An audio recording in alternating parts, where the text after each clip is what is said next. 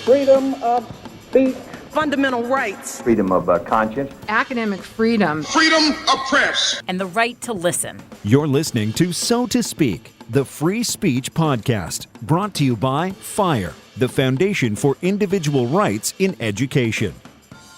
Welcome back to So to Speak, the free speech podcast, where every other week we take an uncensored look at the world of free expression through personal stories and candid conversations. I am your host, Nico Perino, and in late April, the Foundation for Individual Rights in Education released a groundbreaking report on social media censorship by public colleges and universities in America. The survey found that the vast majority of the 200 schools surveyed use a blacklist of secret words created by Facebook to automatically censor comments on their social media pages. The survey also found that colleges compile custom lists that collectively ban more than 1,800 unique words and phrases. For example, the University of Kentucky blocks the words birds, chicken, chickens, and filthy, presumably in this case to censor criticism of Aramark, the company that provides food for the university under a $250 million contract. A number of institutions also block the names of political candidates, such as Trump, Bernie, or Hillary. Texas A&M also blocks references to hook 'em horns, that gesture of their University of Texas rivals, the Longhorns. Oklahoma State blocks mentions of its rival football team, including the phrase Boomer Sooner. And of course, not to be outdone by its rival, the University of Oklahoma blocks a middle finger emoji. And the list goes on. What's more, the report found that 87% of colleges blocked particular users on Facebook or Twitter. Georgia State University blocked a Georgia for Bernie Twitter account. Mississippi State University blocks the group Legalize Marijuana in Mississippi. And the University of Alaska Anchorage blocked an Alaskans for Trump account. Now, joining us today to discuss this report and the implications this censorship has for the First Amendment and the mission of higher education is the author of the report itself and the director of FIRE's Individual Rights Defense Program, Adam Steinbaugh. Adam, welcome back onto the show. Thanks for having me. So let's talk a little bit about the inspiration for this report. When did you start working on it and why?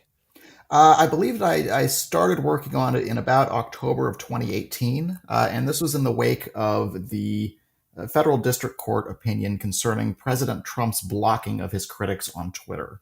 And that ruling held that when President Trump used Twitter, he was creating a public forum, and in blocking his critics on there, he was keeping his critics out of that public forum in violation of the First Amendment.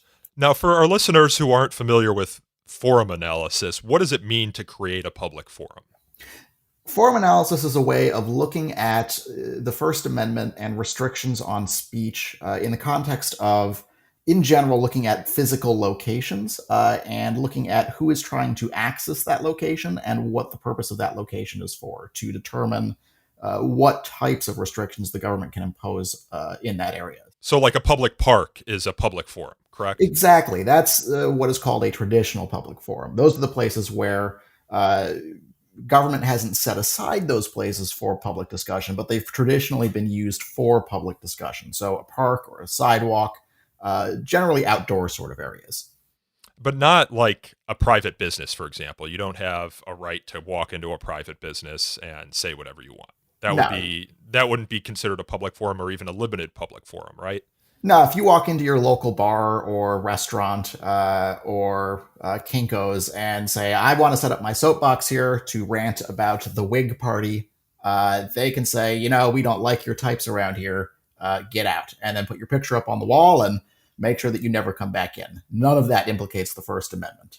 But this district court case that you're referencing that was part of the inspiration for this social media report, the court held that Twitter is a public forum, at least insofar as it's used by the president. Is that correct? The space on Twitter is a public forum.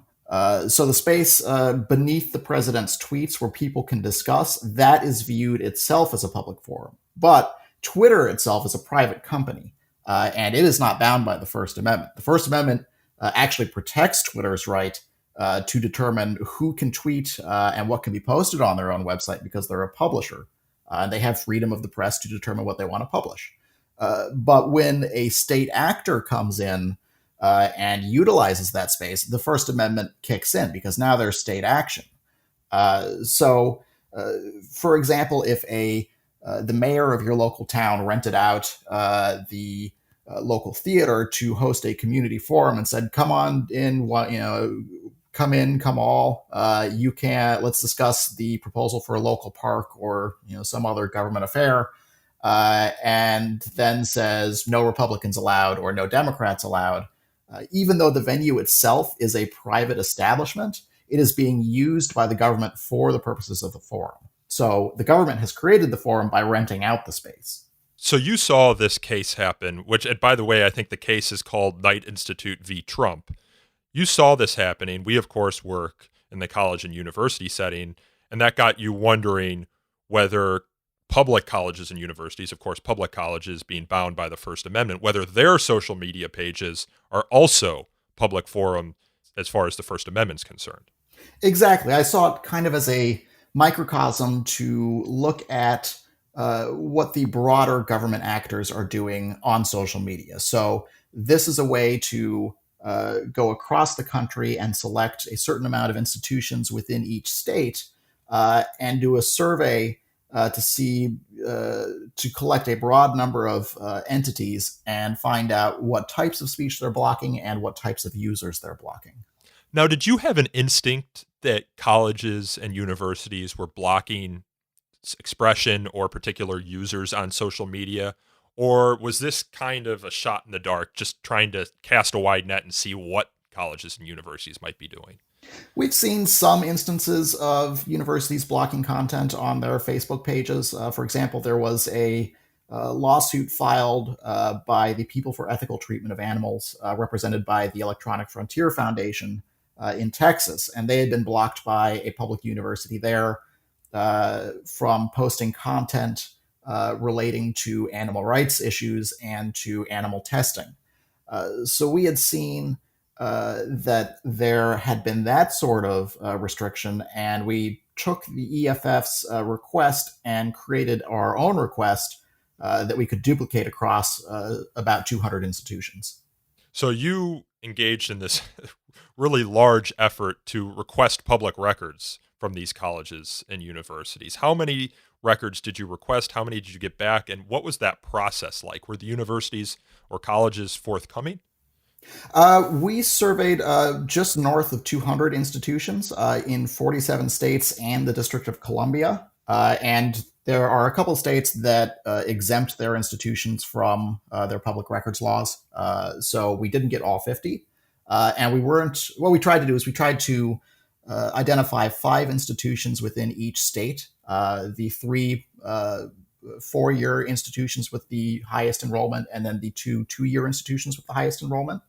And not every state had that number of institutions. But the good news here is that when we did this broad survey, a lot of institutions responded fairly quickly, and they provided it without much objection. Not all of them did. A number of them resisted to some ridiculous ends at points. What were some of the ways the few schools who did resisted? There was a public institution in Michigan. I believe it was Michigan State, but they came back and used a restriction that had been created on their public records laws in the wake of 9/11 that is intended to protect public safety. And they came back and said, well, public safety requires that we not tell you who we block on Facebook or what words we block on Facebook. And then there was also a school in Baltimore that just outright ignored you, right? Yeah, we had a couple of institutions that ignore us, and we give them the benefit of the doubt sometimes when they don't respond. We'll write in again and say, hey, just wanted to make sure this didn't slip through the cracks, because that happens. And often they would write back and say, yeah, we're on it. We'll get back to you. And then radio silence. What were you actually requesting of the colleges and universities when you submitted these public records requests? Because in Fire's press release, I think the 3 big things that you found were that a lot of colleges and universities block particular users. A lot of colleges and universities block particular words and phrases. And then there's also a large majority of colleges and universities who use these Facebook created lists of words that they can ban. And Facebook has different tiers at which you can ban certain words. They have a very restrictive tier and then a less restrictive tier. Did you know about Facebook's list of blacklisted words, or was that something you found out through the course of a public records request that casted a wider net? I knew about that beforehand. I had created my own page on Facebook so that I could look at the administrative settings and kind of tinker around and see what information was available. And then once I knew that, what I did is created a request or used the EFF's request to essentially ask the institution to go to their social media manager, have them log into their official Facebook or Twitter page, and go to the settings page and print it out or produce those information or that information. So I knew a little bit about it, but unfortunately, Facebook does not really provide a whole lot of information about what those lists entail.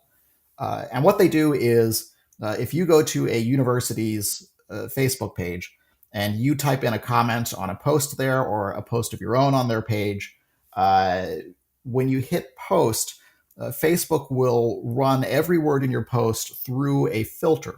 And if any of the words in your post match either Facebook's own filters that a university can turn on or off, or the custom filters that the university creates, then your post will automatically be hidden. But you'll never know about it because your post will still be visible to you and your friends, but not to the public. So you don't even know if your post has been removed. And Facebook doesn't give you any notice of this. No. And Facebook also doesn't distinguish between public entities, maybe a local government's, local town's mayor's page, or a college or university, a public college or university. It allows this list of banned words to be utilized by anyone regardless of their relationship to the government and therefore their requirements under the First Amendment. Exactly. And has Facebook considered, or do you have any idea of whether they've considered changing this policy in light of the Knight Institute v. Trump case? I don't know if they've considered it or not, but we wrote in with the EFF to Facebook pointing this out and saying, look, you should distinguish between users when they are a government actor or not. And you should make the filters that you create public so that people can see how or what is on the filters and how they might impact speech. So is this, a lot of times you'll get a district court case, which is kind of the lower level in federal courts. There's then the appeals court and then ultimately the Supreme Court if you want to take it up there. But a lot of times there's split opinions in various different courts as to a particular issue of the law. Is this kind of an open question still, or have other courts weighed in and it's starting to become pretty solid law, which would then kind of suggest that Facebook and these public colleges and universities really need to get in line? It's not a closed question yet. The Supreme Court hasn't weighed in on this at all. And there is at least one district court opinion that does not hold that these are public forums. But the vast majority of courts that have addressed this have held that these create at least some type of forum and that viewpoint discrimination is not permitted. Now, a question that I have, I grew up in the age of MySpace. I used MySpace a lot, and it was a very exciting platform because you could do a lot to your MySpace pages. You could manipulate the HTML, the CSS, but because it was so open, it became pretty spammy.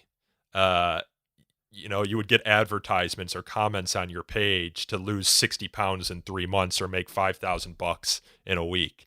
And you had to be pretty on top of it. Facebook, you don't really see those sorts of comments. Facebook, for whatever reason, it has an AI that's sophisticated enough to remove that spam. Now, is removing that spam, for example, on a government page, would that be violative of the First Amendment? Or can Facebook walk a line where it can create a platform and a user experience that isn't spammy while also respecting the First Amendment? Well, if Facebook does it on their own, it doesn't violate the First Amendment. So if Facebook goes on and deletes every post with a vowel in it, the government hasn't told them to do that. So there's no state action. But when the government says, Facebook, you should be deleting the following posts, and Facebook does that, it does create state action. And it might violate the First Amendment depending on the type of filter and depending on how the institution has characterized their forum. So, commercial speech is not afforded as much protection under the First Amendment as political speech, for example. And a government could say, this is for non-commercial, or our website is for non-commercial communications, and then create a filter that would be targeting speech that is purely proposing a commercial transaction. So, for example, blocking speech that tells you how you can lose 60 pounds in 3 months, but not blocking speech that has phrases or words like Trump or Hillary or Biden in it. Exactly. And coincidentally, before I went to law school, I actually worked at MySpace on the anti-spam team, and I thought that we did a little bit better than that. That was like, 15 years ago, so Yeah. my memory might be fogged, but I do remember MySpace having a lot less control than the modern social media companies have, insofar as what you could do on your particular pages. The tools that we had at MySpace were a lot less sophisticated than what Facebook and Twitter and other social media outlets are able to utilize now. But it did have an important lesson in that, as Mike Masnick over at TechDirt is fond of saying, moderation at scale is basically impossible. And if you create a filter that targets individual words or phrases, you're going to wind up sweeping in a whole bunch of speech that you don't really intend to suppress. And that people probably don't want to be suppressed and might be surprised if it's suppressed. So these social media companies, I'm seeing a lot right now of criticism of these social media companies surrounding coronavirus and the filtering out of what's deemed misinformation. Do you feel as though they're kind of in between a rock and a hard place, not only when it comes to considering how these colleges and universities need to abide by the First Amendment and the tools that it can offer to these colleges and universities, but also being a forum for free speech, for the discussion of ideas, even if those ideas are misinformed? How do you personally feel that these these platforms should address, one, the public actor sphere, but also generally just the forum for public discussion, the marketplace of ideas that some people consider these platforms to be? I think that the First Amendment grants social media outlets the right to try to create their own communities and their own systems so that they can further conversation in ways that you or I might not believe is a wise way to proceed with respect to speech. Yeah. But I think that their having that right doesn't immunize them from criticism for those decisions. So, like I said earlier, if Facebook wants to delete every post with a vowel in it, the First Amendment gives them that right. But that doesn't mean that they can't be criticized for doing so, because that would be a very bad thing to do. And I think that they also serve or they occupy a role in which the debates that we have about what speech should be permitted on Facebook or Twitter or social media can help shift or shape public perceptions about free speech rights in general. So, although you don't have a First Amendment right to post on Facebook or Twitter, the debates we have about whether or not they should be publishing things will influence how people perceive what government should do. So I think that is part of why it's particularly important that when these social media outlets interact with government actors, they should be very careful to distinguish their users' rights and to protect their users' rights against government interference with those rights. I have seen some criticism, particularly within conservative circles, of how it's perceived that Facebook or Twitter filters out what's considered conservative or right-wing speech. And there have been some movements understanding that Facebook and Twitter and these other social media companies are private companies. There have been some movements to try and create alternative social media companies, which is certainly within anyone's right if they do not like the community standards that exist within a particular social media company. But those haven't found much success, which might suggest that they weren't done very well, or there's not the market for those sorts of platforms that people thought there would be, or that it's just you have that scale problem where a social media company can only be successful when it reaches a certain scale. But I've also heard people argue that social media companies, in particular the ones like Facebook and YouTube or Google, which owns YouTube, are almost today like public utilities and therefore should be governed as public utilities. I'm not particularly familiar with the law surrounding, for example, the phone lines that bring me my phone into my home. But are those governed with like First Amendment considerations in mind? For example, the phone company can't block certain speech on the phone lines, can it? I don't know if there is a First Amendment or a constitutional restriction that requires them to do that. But I do think that those are different in that in many places, the state grants those institutions or those companies a monopoly over who can access those lines.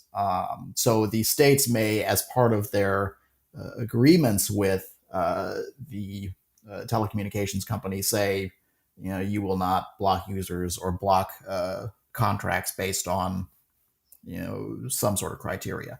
I don't know that they do that. I am not at all an expert in communications law. You're not an FCC commissioner, is what you're No, saying? fortunately, no. But Twitter and Facebook are different in that while they are enormously popular, they don't control access to the internet entirely. You can start your own Twitter or Facebook and try to get your message out that way. You can start your own .com and get your message out that way. You don't have just because something is popular doesn't mean that you have your own right to use that service. And in fact, there was a Supreme Court case arising out of I believe the late 70s when TV stations and newspapers were being bought up by these massive conglomerates, and politicians complained that they were being written poorly about by the local newspapers, and they wanted an absolute right of reply so that whenever they thought they were being defamed or criticized by a local newspaper, there would be a statute that said that the newspaper has to give them a chance to respond in print in the same or the next issue or the same issue in the same sort of manner.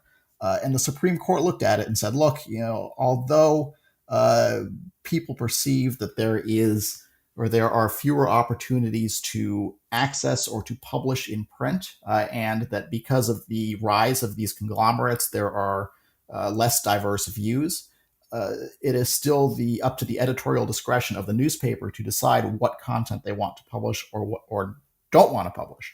And if they don't want to publish a rebuttal by someone they've criticized, then that's their right.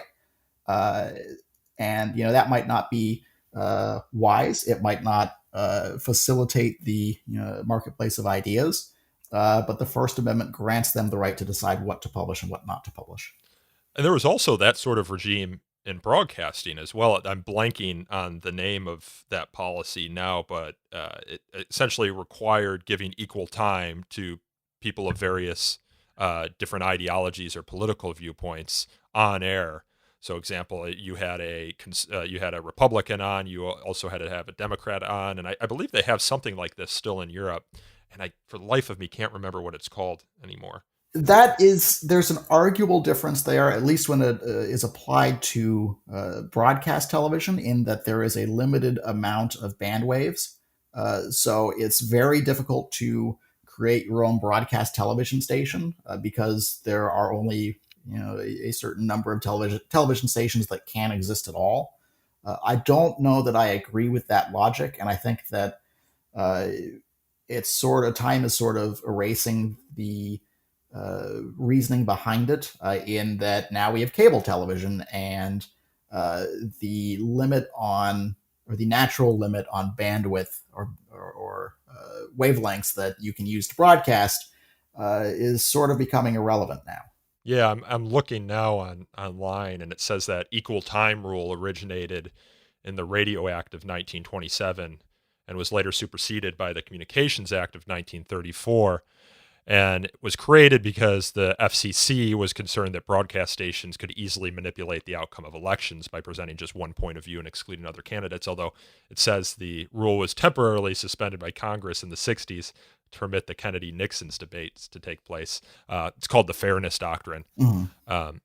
Or no, it says the equal time rule should not be confused with the now defunct FCC Fairness Doctrine, which dealt with presenting balanced points of view on matters of public importance. But all this is neither here nor there, because neither of these regimes, I believe, is in place anymore. And as you say, technology has kind of superseded them anyway.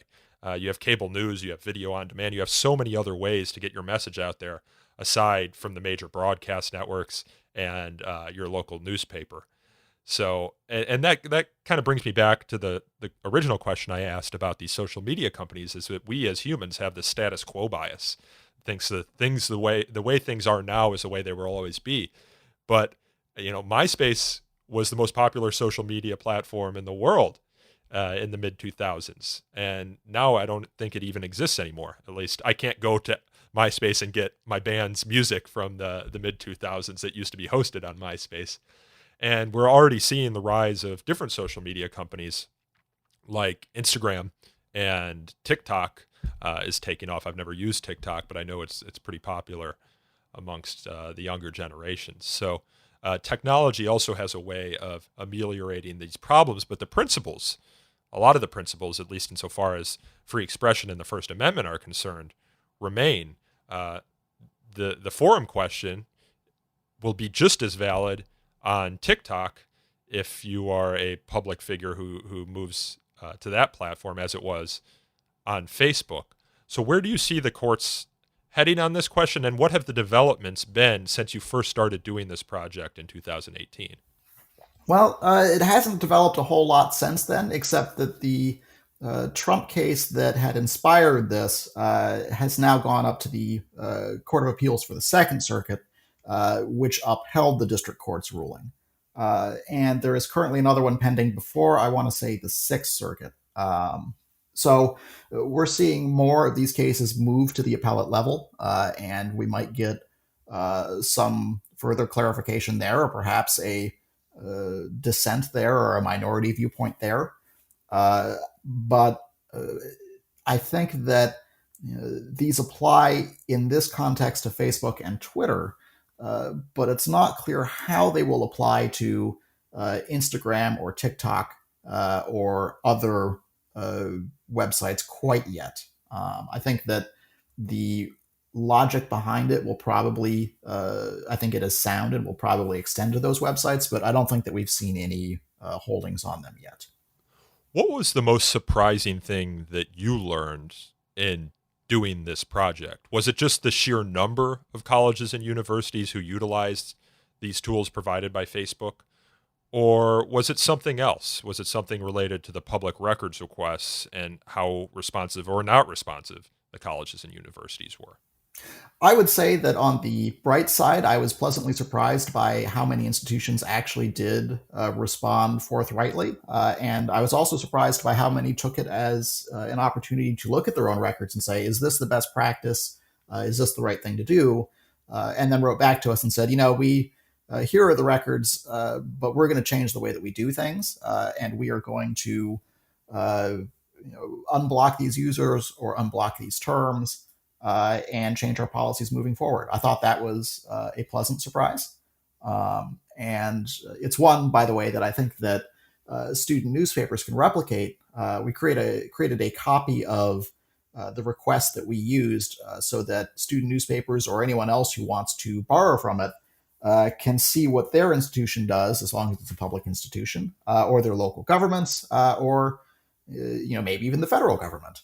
The other thing I was surprised by was how often institutions actually restricted speech on matters concerning their own campuses. So the tendency of institutions to take a look at the criticism that they were getting or the controversies that they were facing and just add those terms to their filters so that they could hide all of it. Yeah, one of those was the University of North Carolina at Chapel Hill, which had a big on-campus controversy involving the Silent Sam Confederate monument on that campus. There was a protest surrounding the monument. There was a large constituency that wanted the monument taken down because it was a relic of the Confederate era and was a sort of homage to the Confederate soldiers. But there was also constituency within North Carolina that wanted to keep it up. And so during those protests, the university blocked posts containing the phrase Silent Sam, as well as mentions of Nazis. And then there was also Clemson University, right, that blocked mentions of Harambe, which was the gorilla that was shot in the Cincinnati Zoo, because there was an on-campus controversy involving the censorship at Clemson of Harambe means. But Clemson, correct, was one of the schools that responded to you and said, we're not doing this anymore. Right? Yeah, they did. And so did North Carolina. We wrote to them and pointed out that when you block a term like Silent Sam, that will restrict speech that is relevant to the things that they post. So if the university posted something about Black History Month, a student could respond to that and say, why are you praising Black History Month if you've got this Silent Sam statue on campus? How do you explain that? But that student's post would automatically be hidden, even though it's very relevant to that discussion. So that's a good example of why these sorts of filters may not be a good fit for online discussions like these, because you will wind up eliminating speech that people would reasonably, I think, expect to be protected.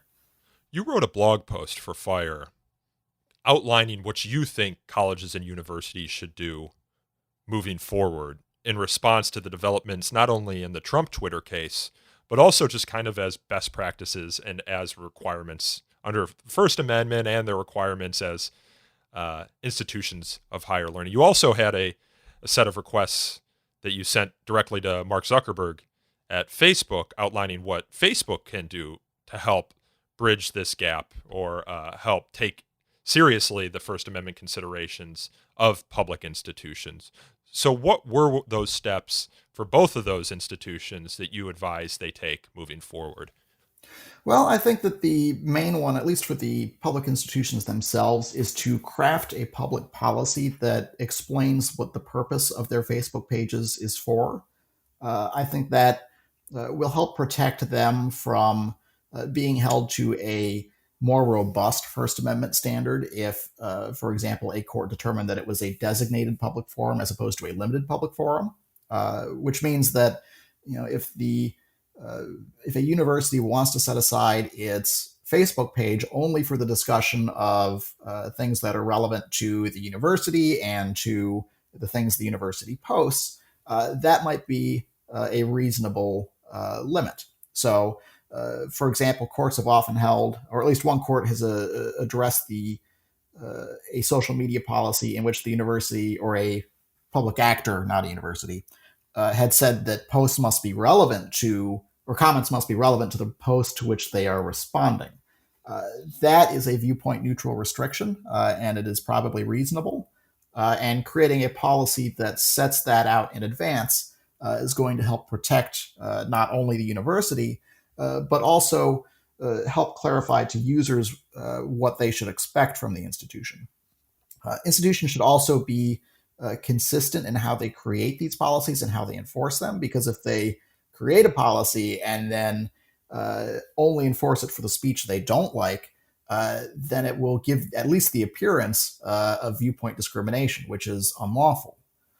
So that is the main two ways that universities can address this, as well as turning off the filters. And then on the side of Facebook, what sites like Facebook and Twitter can do is distinguish between public and private users of their services and change the tools that they grant to those users.